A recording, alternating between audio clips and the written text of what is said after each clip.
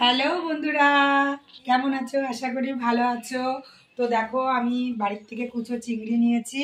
তো এই রেসিপিটা আজকে তোমাদের সামনে আমি তুলে ধরবো, তোমরা দেখতে থাকো। তো দেখো, এর মধ্যে আমি ধনেপাতা কুচি দিয়ে দিলাম, এখানে আমি পেঁয়াজ কুচি দিয়ে দিলাম,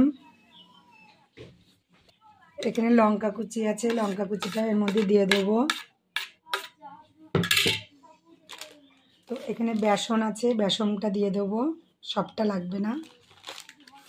এটা কর্নফ্লাওয়ার আছে, অল্প করে একটু দিয়ে দেবো। তোমরা চাইলে তোমরা হচ্ছে চালের গুঁড়ো দিতে পারো।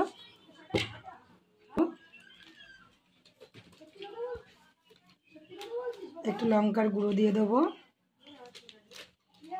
একটু গরম মশলা দিয়ে দেবো। এখানে দেখো, আমি বেটে রেখেছিলাম এই আদা আর রসুন বাটাটা আমি এর মধ্যে